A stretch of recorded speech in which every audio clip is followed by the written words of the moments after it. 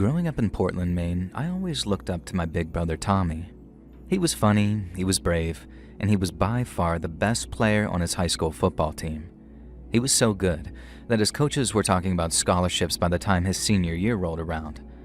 But Tommy had other plans, and in 1964, he took a bullet flying a helicopter over in Vietnam. And in typical Tommy fashion, he managed to fly his bird back to base, and he even landed the thing before passing out. Doctors fought to save his life, but sadly, he didn't make it through the surgery, and we lost him. I was 13 when we got the news, and it broke us. It was the worst thing that ever happened to us, and it took 5 long years before we even felt like a family again. But then just as we were starting to shake off the grief and regain some sense of normalcy, the draft happened. I was 18, unemployed, and ripe to be picked out for mandatory military service, and when my parents realized this, they freaked. Mom almost lost her mind thinking that she might lose a second son to the same godforsaken war, and Dad wasn't much better. But unlike Tommy, who wanted to go to Vietnam because he wanted to fly helicopters on Uncle Sam's dime, I had a way out. An old friend of my mom's had a brother in the church, and if he pulled a few strings, he could get me a scholarship for an undergrad course at the University of Maine. And because if I was destined for the seminary, I could dodge the draft and avoid Vietnam altogether. And the plan was for me to skip out once the draft ended. But to my surprise, studying the Bible gave me back a sort of hope that losing Tommy had taken away. Faith proved a potent medicine, so when it came time to leave, I decided to stick around instead. Now for me, the church was all about service, not just God, but to my fellow man, and so I relished any and all opportunities to volunteer with charitable organizations. Naturally, I preferred to work in places which needed that charity most, and this was how I became involved in the Schoolhouse Project. It was started in the late 70s by the Maine Council of Churches as a means of providing Sunday school services to kids in underprivileged areas. They had a chapter down in Florida, one in Oklahoma, and another in Arkansas, but they wanted to open a 4th chapter in the state of Virginia, and they wanted me to spearhead it. I considered it a great honor, so I accepted the offer on the spot. Then in the late spring of 1977, I was headed down to where Kentucky meets the 2 Virginias to start up my Sunday school. Now here's where some of you are going to take issue with the way that I tell this story, and for that I'm just going to apologize in advance. But I once promised a man that should I ever formally retell it, I'd protect the identities of the innocent to preserve what little peace God's allowed them in the time they have left. And so with that in mind, let's just say that I was headed to a little town with the pseudonym of Ashby, and way out in the hollers of Appalachian, Virginia.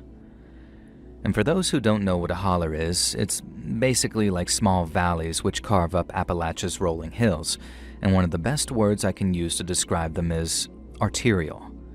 In a 5-mile radius, they might be 15 to 20 of them, all hidden away around the highways on which small towns spring up, with Ashby being one of them. And by the time I got there, coal was the basis of the town's economy, and with the oil crisis plaguing the mid-70s, as you might remember, the town's business was booming.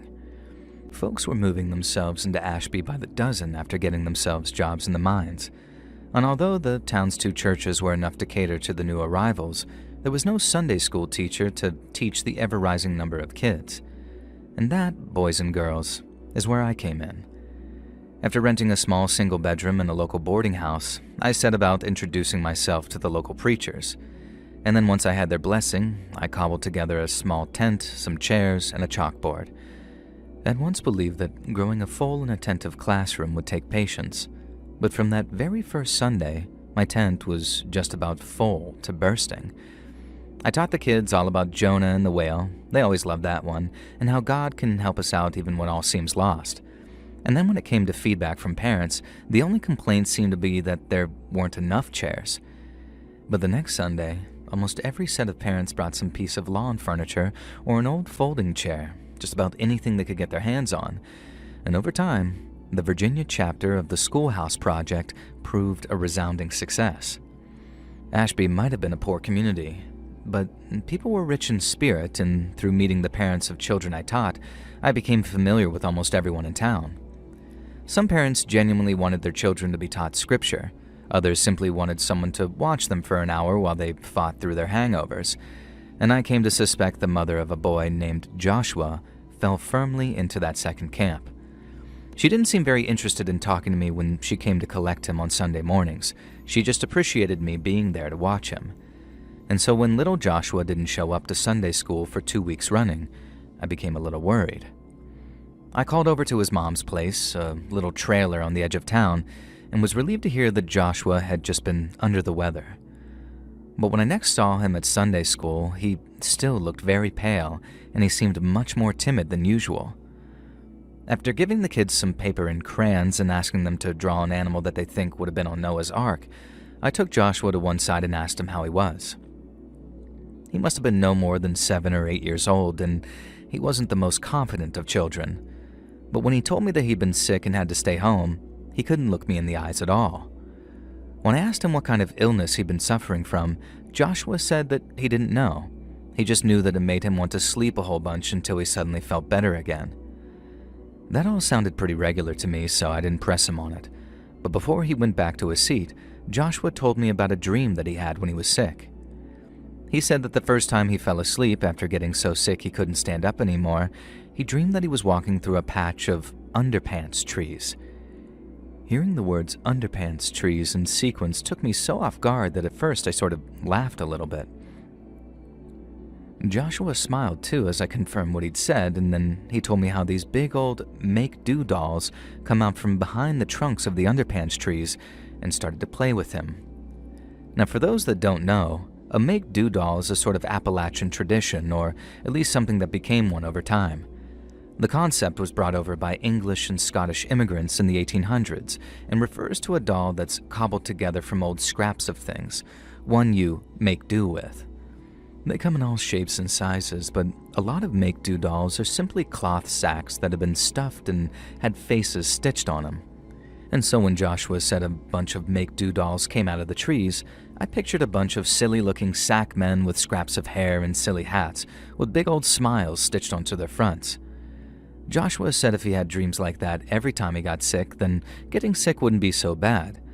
The only thing was, after he had it, he felt worse than ever, and he slept for the longest time before he finally started to feel better again. It's hard to even say this now, but at the time I just sort of laughed.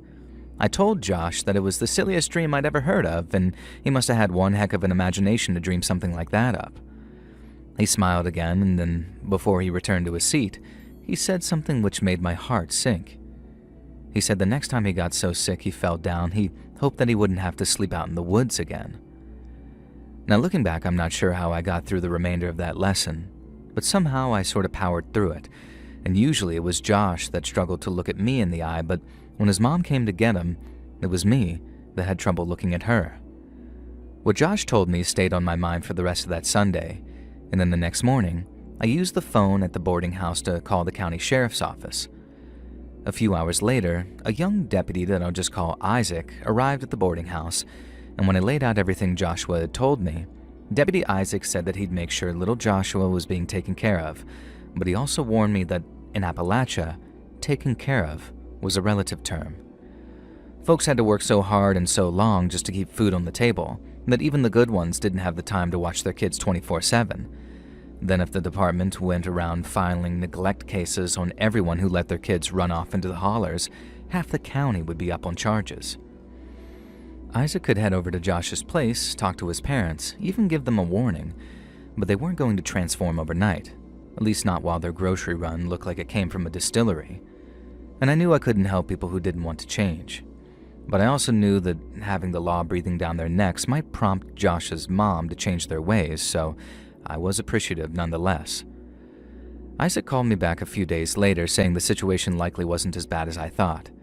Joshua had collapsed in the woods all right, but his mom went and found him after sundown following a frantic search, at which point she took him home and nursed him back to health. And as you can imagine, this was music to my ears. I didn't want to cause his parents any trouble. I just wanted to make sure little Josh was okay. And then since there were no more repeat absences and no more strange dreams, I believed that that was the end of my concerns. Another 6 weeks went by without event, and the only sadness I felt was knowing that one day I'd have to pack up and return to Maine. Some might call the place very boring, but to me, the town had such a peaceful simplicity about it. Very little happened in Ashby, and so when something did happen, it was the talk of the town.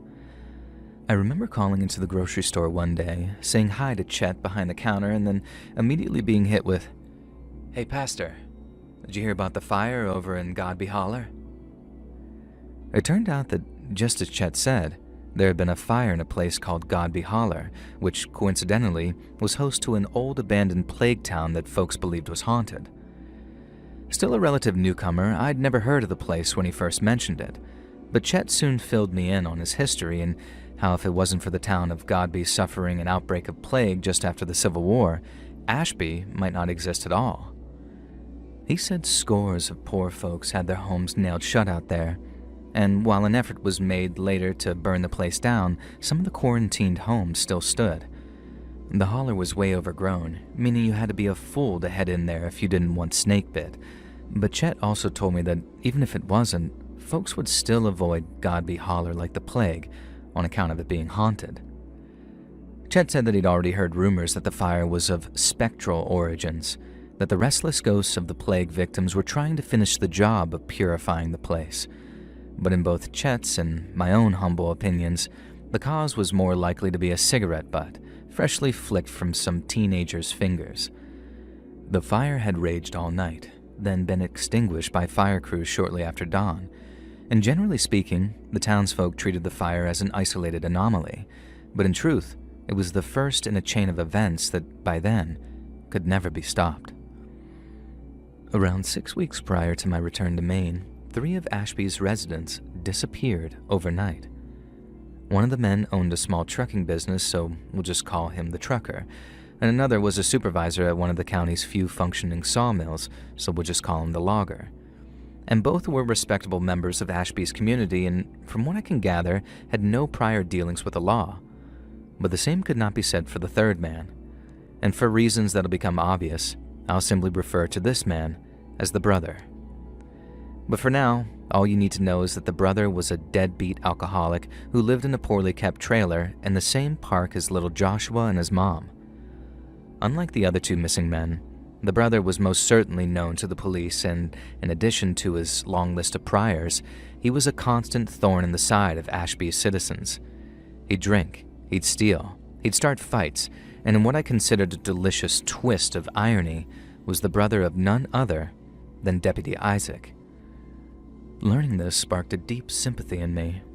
Isaac's brother, ever the black sheep of the family, had finally fallen victim to his own poor choices and had no doubt ended up in some serious trouble. It certainly didn't seem to be some innocent and spontaneous vacation, as the 3 men barely knew each other. Neither had they left any kind of note, so given the brothers' history, it was assumed their disappearances were of a criminal nature. Some feared the brother had murdered the 2 men following some kind of altercation and had left after hiding their bodies somewhere. Others suggested a mutually beneficial plot had gone bad. For example, maybe a drug deal had gone wrong. Needless to say, the men did not return, and as time went by, Ashby's residents grew more and more despondent. They launched public appeals, made missing posters, and walked the woods surrounding the town while calling out the missing men's names. Then as the posters and the search parties started to dwindle, so did their hope, and that's when the vigil started. Folks would walk the streets looking somber and holding candles, all silently praying for the missing men's return. I joined every single one, although it filled me with anguish, especially to see Deputy Isaac among the crowd, with a terrible look of grief in his eyes. At the time, I believed his experience as a police officer was robbing him of hope.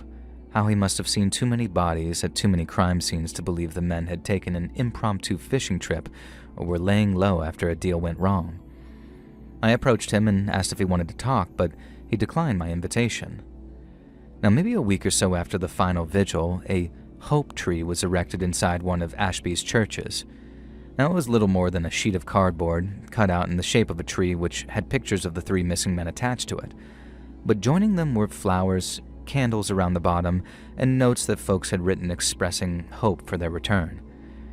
It was shaped like a pine tree, simple but beautiful, much like the metaphor the church's preacher used when he said their hope, like God's love, was evergreen. But then one night, Somebody slipped into the church under the cover of darkness and trashed that beautiful hope tree in a very violent manner, and the town was shocked to its very core. Ashby was a place where things like that just didn't happen.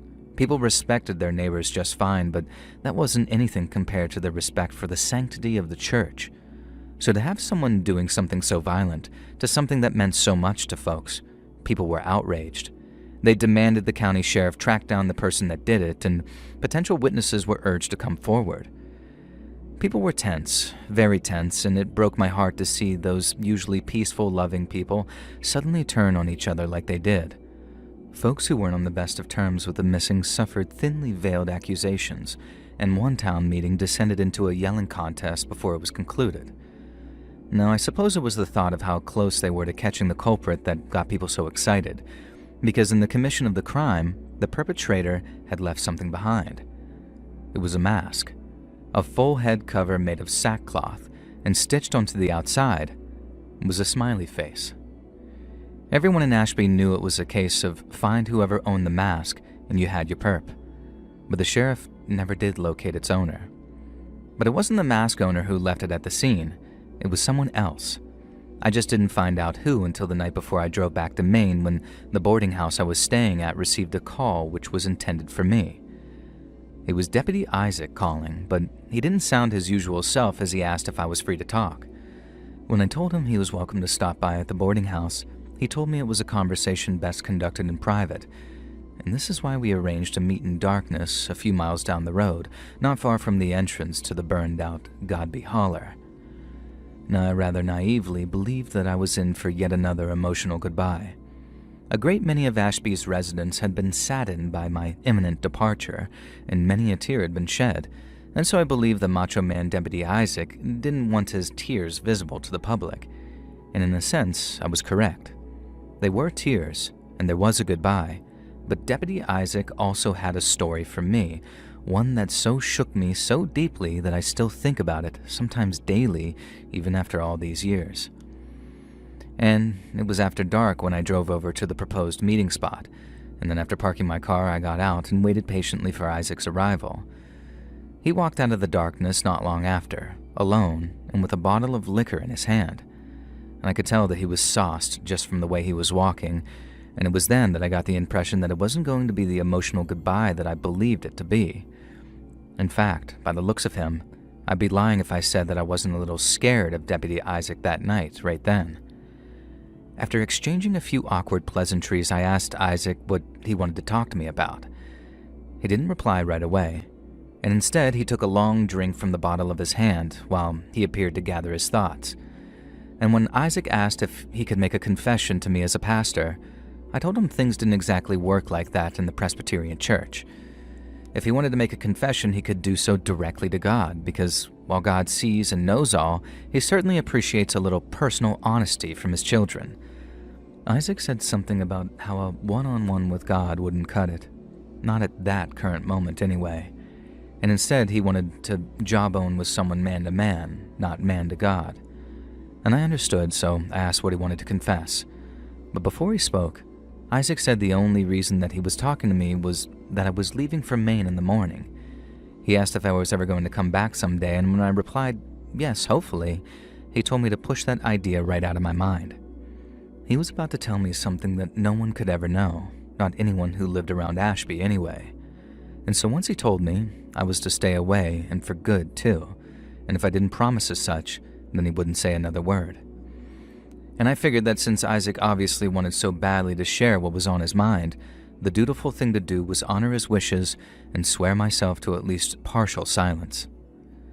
Now, once he'd secured my promise, Isaac told me that a few days before the fire in Godby Holler, he bumped into an old coworker while in the next county over. This old coworker of Isaac's now worked for the Russell County Sheriffs, and when Isaac asked him how things were going, his old coworker shared details of a recent investigation with him. The week prior, Isaac's old coworker arrested a teenage prostitute for solicitation, and then while in the back of his car, the girl started talking about a recent assault that she'd been subjected to. Now at first, the old partner thought that she was just making it up to buy herself some sympathy, along with some time out of her cell with a cup of coffee and a cigarette. But once she got going, the old partner realized that her story was for real. The girl said a John picked her up for a date and then drove her someplace before parking his truck and offering her a beer. The girl said she took it, and then they drank together as they talked terms, so to speak. And that was pretty much the last thing she remembered until she woke up in the woods, all black and blue and feeling sore as hell. She wasn't sure what she'd been drugged with. She just knew that it must have been some pretty potent stuff, because all she remembered was being taken to a haunted house by a masked man, and how when they were dragging her out again, the leaves on the trees turned into underpants right before her eyes. Isaac's old coworker wanted to know what kind of drug might cause hallucinations, unconsciousness, and memory loss, and Isaac replied that there was a bunch of stuff that induced such effects, one of which was called roofies, or rohypnol these days. But as he talked, his mind had long since started to wander. On his drive back toward Ashby, Isaac couldn't take his mind off what his old coworker had said about the leaves turning into underpants. He'd heard that same thing somewhere before, and recently too, and then finally it clicked. He remembered how little Joshua had mentioned underpants trees to me at Sunday school, and it was a minor detail I'd mentioned in passing, but as I'm sure you'll agree, the image stuck. Isaac considered how unlikely it was that two people who'd apparently no connection whatsoever had dreamed up the exact same imagery just months apart. He then thought about the girl being taken to a haunted house. There was only one place near Ashby he knew to be haunted, quote-unquote, and that place was Godby Holler, home of the old, half-scorched plague town that nobody ever dared visit. Now, with all those thoughts running around his mind, Deputy Isaac decided to stop by Godby Holler on his way back to Ashby. It had been untouched for more than 100 years by that point, meaning anything short of a tank would have trouble driving through without getting stuck.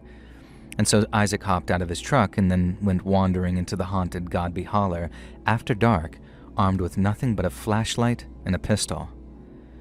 He walked and walked, feeling his leg getting cut to ribbons by thorny olives and Jimson weed pods, and while he found the half-burned plague town of Godby with no problem, he didn't find any underpants trees. Isaac carried on walking, looping back around to cover the whole holler. Then on his way back, tucked into a shady corner, he found a clearing ringed by unusually colored dogwood trees. Because it wasn't just white dogwood flowers decorating those trees, and when Isaac shone his flashlight into them, he saw dozens of pairs of differently colored underwear, all hanging from branches. Deputy Isaac said that he put it all together on the spot. If the assault of that teenage girl was for real, and she hadn't simply hallucinated the underpants tree or the men in the sackcloth masks who looked like make-do dolls, then neither had little Joshua.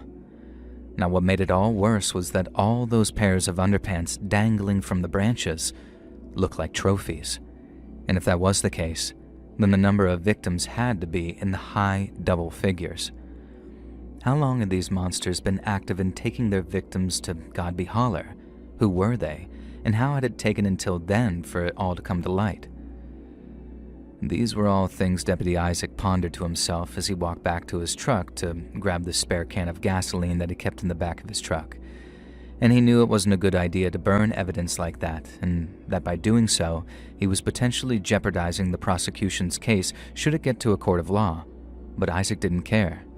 He wanted the men behind those sackcloth masks to know their crimes had been uncovered, because once the cat was out of the bag, all he had to do was sit back and watch whose dogs started barking. Isaac soaked those dogwood trees in gasoline, set them on fire, and watched them burn for a while before heading back into Ashby. And then the next morning, the fire was the talk of the town. Isaac played his part as the oblivious deputy, but took the opportunity to gauge folks' reactions when he asked them, "Did you hear about the fire up in Godby Holler?"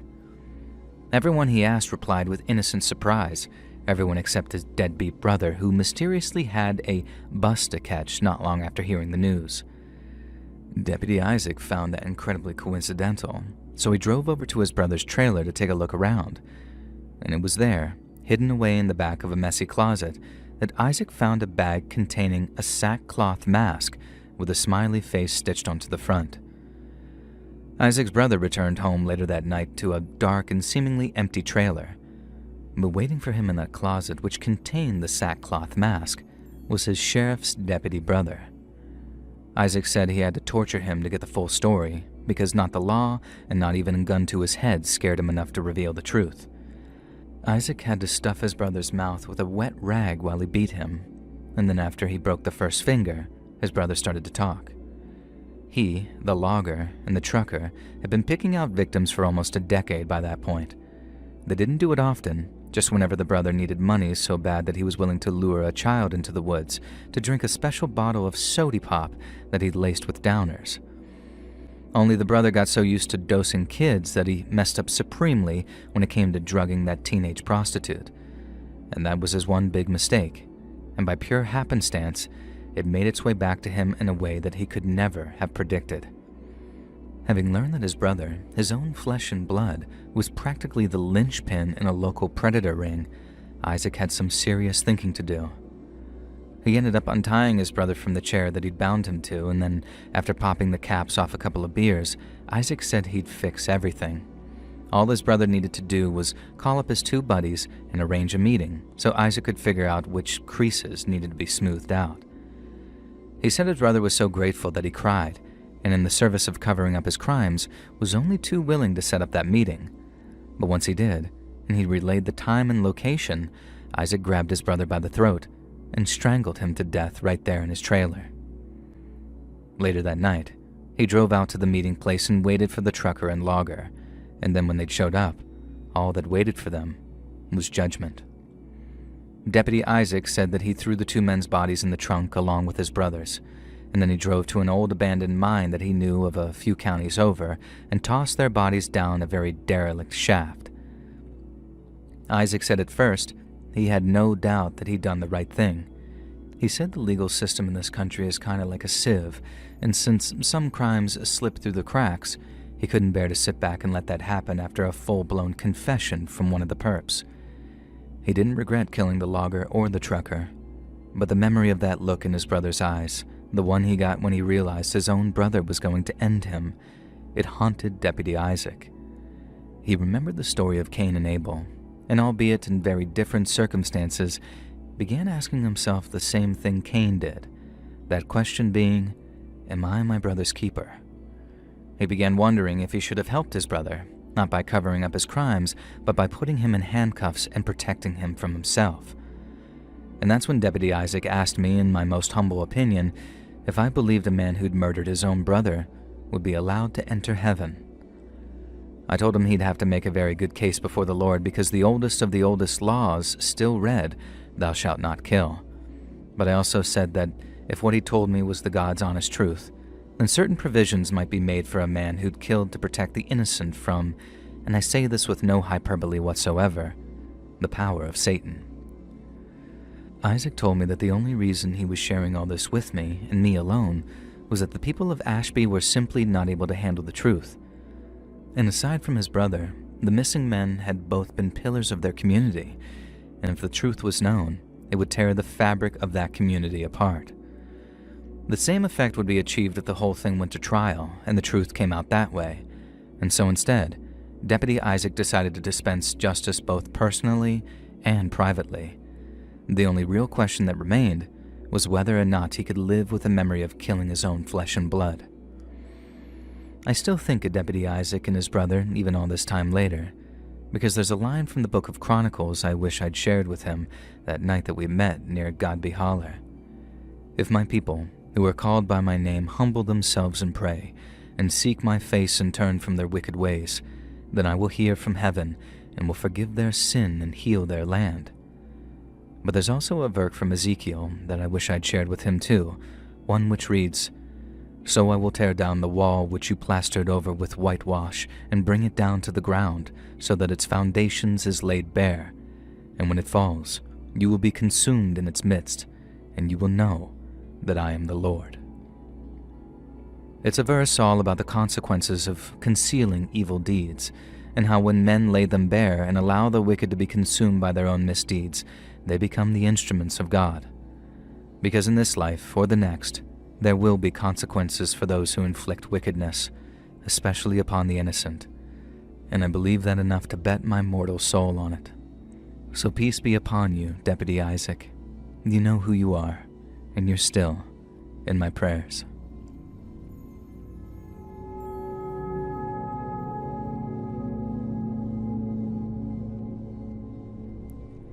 I was born and raised in the suburbs of Cincinnati, and thankfully, I had a boring and rather uneventful childhood. Both my mom and dad were from Cincy, and 3 out of our 4 grandparents were too. But my grandpa on my mom's side was from North Carolina, and not from Charlotte or Greensboro either. He was from a little town called Jefferson, way out in what you might call Appalachia. I've never personally visited the place, and I'm sure it has its charms, but my grandpa Joe always had very mixed feelings about the place, and I guess a lot of that was down to him serving as a deputy sheriff in the Ashe County Sheriff's Office for just over 10 years. He said that the job showed him the very best of humanity, but also the very worst of it too. And in a place like Appalachia, the highs are high, but the lows might just be lower than any other place in the country. He said it's like there's something in the water out there, something which puts a little piece of darkness into even the most good-hearted of people. Meaning while he had plenty of heartwarming stories, he had plenty of frighteners too. And this is one of those frighteners. Grandpa served as a deputy for most of the 80s and was one of the deputies on site when a plane full of cocaine was forced to land at the county airport due to bad weather. It was a national news story, and whenever some big-shot newsreader talked about the cops who found the coke, Grandpa used to think, heck, they're talking about me. But this isn't about that. Like I said, this one is a real frightener, and the story starts with a sweet old man by the name of Mr. Levi. Mr. Levi was a sweet old widower who lived in a beautiful home just off of Candlelight Drive. He used to run the old town barber shop till he sold it to the man who'd owned it for the next 40 years or so. And then after his retirement, he took care of his wife till she sadly passed away. Now after she passed, Mr. Levi spent a lot of time eating pie at the Jeff Cafe or paying visits to the barber shop to make sure that the new owner was taking care of the place. But the thing he was best known for around town was raising money for the Ashe County Humane Society. Grandpa said Mr. Levi wasn't even really an animal lover. It was his late wife that adored cats and dogs and the like. But in her memory, he worked tirelessly to ensure the Humane Society's furry friends wanted for nothing. And as you can imagine, Mr. Levi was a popular man around town and a man of routine. Without fail, he'd stop by the cafe every morning, and he'd show up at the barber shop every afternoon except Sundays. So one day, when Mr. Levi didn't show up to the cafe, the owner and the proprietor got a little worried. She decided to call the sheriff, and it was my grandpa that was given the task of going to check out sweet old Mr. Levi.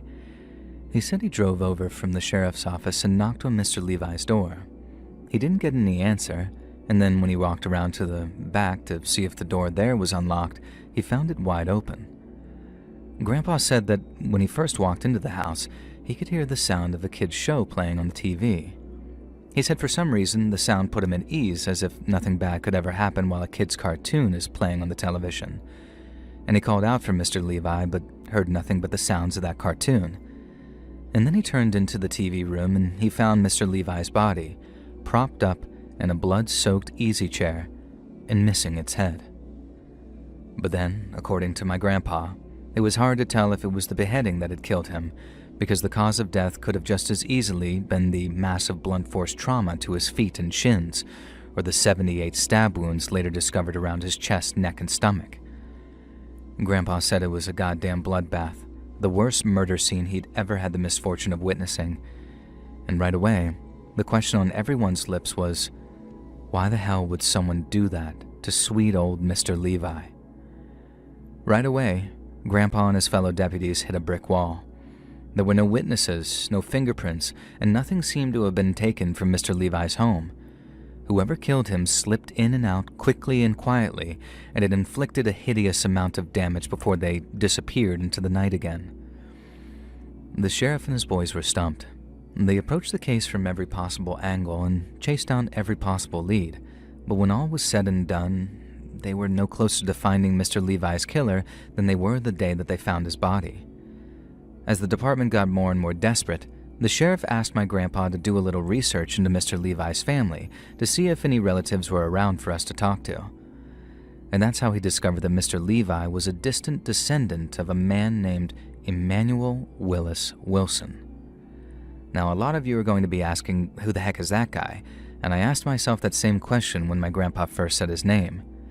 Well, Emmanuel Willis Wilson was the 7th governor of West Virginia, and he's famous for 2 things. Number 1, he had an extended term as governor due to an electoral dispute, and number 2, he refused to extradite a man named William Hatfield to Kentucky for crimes against its citizens. William Hatfield, better known to some as Devil Anse Hatfield, was the patriarch of the Hatfield family, who from 1863 to 1891 fought a blood feud with the McCoy family, who were headed up by old Randall McCoy. It all started because most of the people around there fought for the Confederacy, but a McCoy man named Asa Harmon McCoy fought for the Union. Well, old Asa gets bushwhacked, old Randall suspects the Hatfields, and then the rest is history.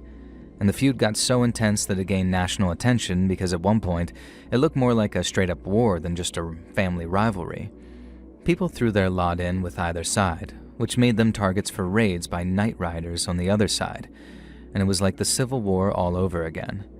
And then when authorities in Kentucky tried to bring the Hatfields to justice, Governor Emmanuel Wilson stepped in and made sure that that didn't happen. Devil Anse Hatfield was so appreciative of Governor Wilson's efforts that he named one of his sons after him, and to this day, Wilson is still considered the man who could have put an end to all of that and chose not to. It's possible that if he cooperated with Kentucky's extradition request, he too would have been killed, but by refusing to bring the Hatfields to justice, Governor Wilson wrote himself into the story whether he intended to or not.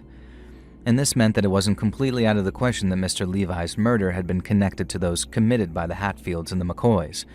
But Grandpa said the idea was so ridiculous at first that it actually made the deputies laugh when someone made a joking offhand suggestion of it.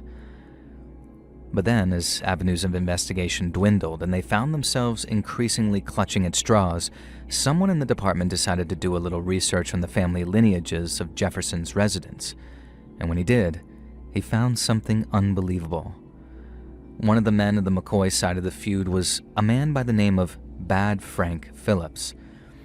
Now, Bad Frank ended up dying a couple of years after the feud officially ended, after getting himself shot in the leg during a drunken argument. But word has it, his death left a whole bunch of daughters without a father. Since their mother couldn't look after them, she went about marrying these girls off to just about anyone capable of taking care of them, and they all take their husbands' names, have daughters of their own, and those daughters had their own daughters, and so on and so forth, until Philip's blood had been diluted to the point that it's barely even detectable. Unless, of course, a person takes the time to map the family lineage of Jefferson's residents, at which point you discover that an unusually large number of Bad Frank's descendants ended up settling in none other than Ashe County, North Carolina. Out of Jefferson's 1,500 residents, my grandpa's fellow deputy figured that at least 11 of them were blood relatives of Bad Frank Phillips, and those were just the folks that he could confirm were his descendants. That meant that overnight, their list of suspects went from 0 to almost a dozen different people. But that was if, and only if, the department was going to entertain the idea that Mr. Levi's murder was in fact a continuation of the Hatfield and McCoy feud, almost 100 years after its official conclusion. But then, seeing as they had nothing else to go on, the sheriff decided to work down the list of names to see which had alibis for the night of Levi's murder and which didn't. And then out of the 11 individual names on that hypothetical list of suspects, the sheriff discovered only one of them had a solid alibi. The sheriff invited a couple of them down to the department, nothing serious, just to ask a few innocent but probing questions. And then by the time 4 or 5 of them had been interviewed, the department was split in two. One side thought the other was making a mountain out of a molehill, and they were seeing patterns that weren't really there. But the other half, Grandpa included, thought just about any of those 11 people could have been responsible for the murder. Grandpa thinks the most likely scenario involves someone doing a little ancestry research and then finding out about the feud and their connection to it. The same person must have researched the ancestries of everyone else in town, found out who Mr. Levi was related to, and for some godforsaken reason decided to add to the feud's body count. And the best way of figuring out who that was would be to find out who'd been thumbing through the records, because they're all available to the public down at the county courthouse. But they don't keep lists of the people who do that. All you gotta do is ask permission, and at the time, the courthouse didn't have security cameras, just a lone deputy who kept the peace during hearings. I remember my grandpa telling me all of this, and then when he got to that last part about not being able to prove who did it, he stopped and shook his head. I understood why without him needing to tell me, as he was frustrated and I was too, because he told me a story that didn't have an ending. All he left Jefferson with was his theories and suspicions, and a desire to get the heck out of a town where people still murdered each other over age-old scores.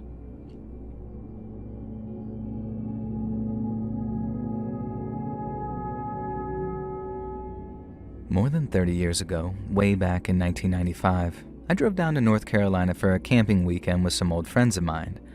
And the place was called Standing Deer Campground, and it was sort of nestled into the foothills of the Great Smokies, and it was probably one of the most fun weekends that I'd had in a while. We hadn't seen each other in quite some time, so it was awesome to have a little reunion like that. And then on Monday morning, it was actually kind of emotional having to pack up and leave, when I think that I'd have happily spent the rest of my days drinking wine coolers and talking trash with the girls. I said my goodbyes, loaded up my car, and then realized that I didn't have enough gas to make it back to Indianapolis, which is where I was based at the time. Then when I asked one of the camp's admin team to direct me to a gas station, they said all I had to do was follow the southern road out of camp, and there was one near another campground called River Valley. I followed his instructions, and then lo and behold, there was the gas station, nestled into a bend in the road on top of a small hill. When I parked my car near one of the pumps, I saw it was one of those pay-first kind of deals, so I paid for my gas, walked back to my car, and then started filling my tank. But then, as I'm watching the little numbers get higher and higher, something catches my eye from way over near the trees at the edge of the station. And like I said, the gas station was sitting on top of a small hill with gentle slopes on two sides and roads leading away from the two other sides. Both sides with gentle slopes on them were covered in trees, so when I saw movement, I looked over to see nothing and no one, and I thought it was just the shadows playing tricks on me. But then seconds later, I see it again, and that time, it definitely wasn't some trick of the light. There was a man, his head and shoulders leaning out from behind a tree, and it looked like he was just sort of watching the gas station. He was standing in the shadows, so I couldn't see him clearly, but I swear we locked eyes for a couple of seconds, and he then started walking up the slope out of the trees and into the daylight.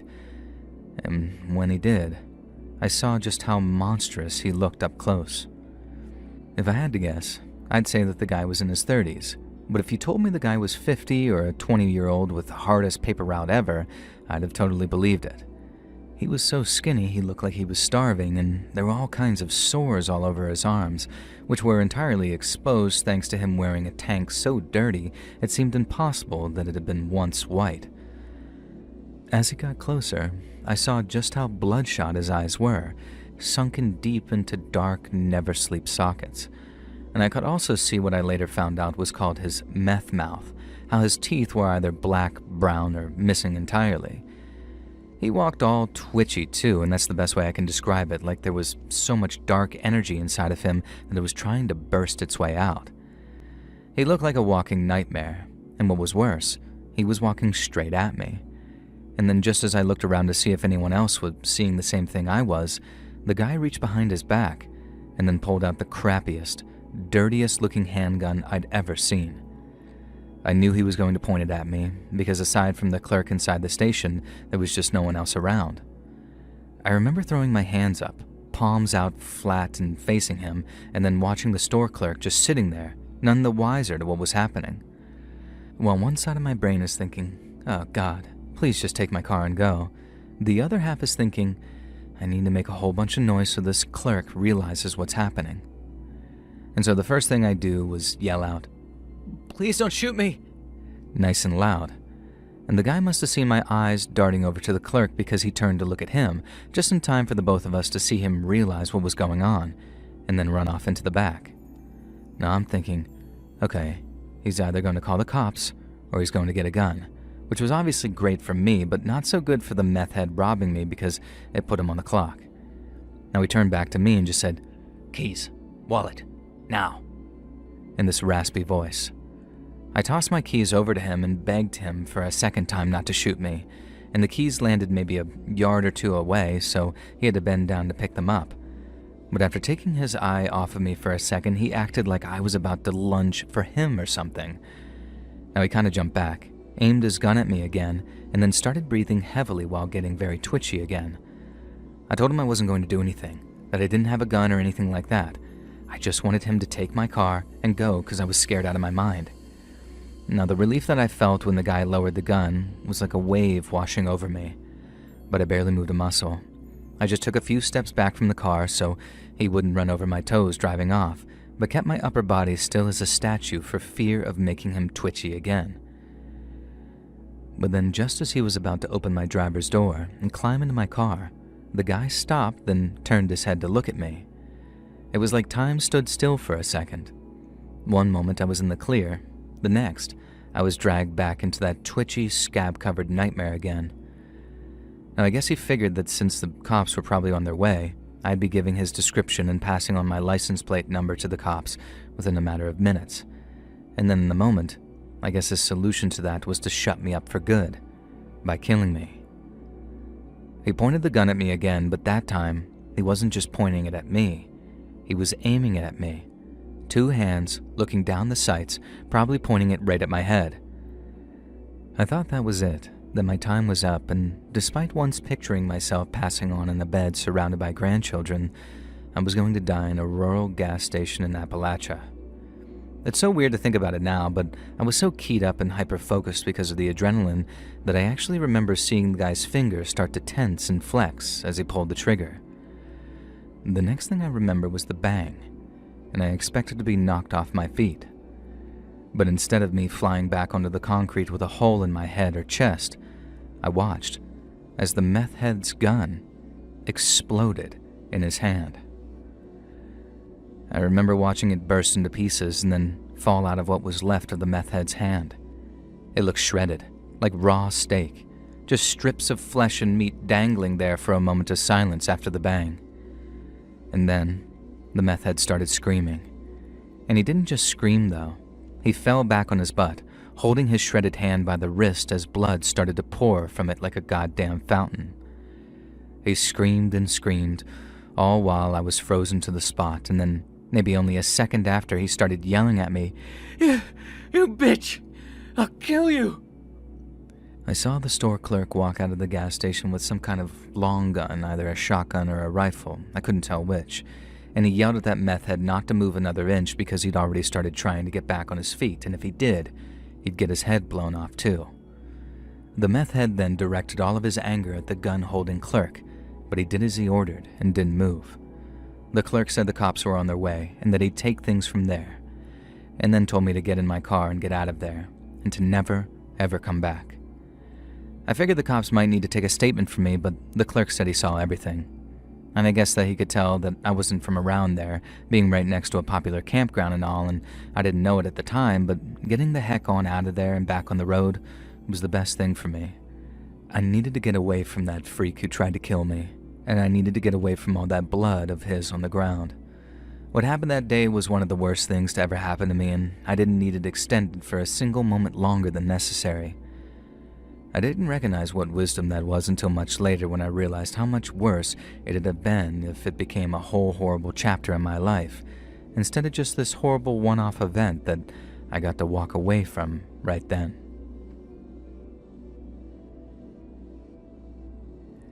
Hey friends, thanks for listening. Click that notification bell to be alerted of all future narrations. I release new videos every Monday and Thursday at 9 p.m. Eastern Time, and there are super fun live streams on Sundays and Wednesday nights. If you got a story, be sure to submit them over at my email at letsreadsubmissions@gmail.com, and you might even hear your story featured on the next video. And if you want to support me even more, grab early access to all future narrations and bonus content over on Patreon, or click that big join button to hear about the extra perks for members of the channel. And check out the Let's Read podcast, where you can hear all of these stories and big compilations located anywhere you listen to podcasts. I also have a true crime channel called Saturn Soul. Check it out. All links in the description below. Thanks so much, friends. And show of hands for how many unks are unculating.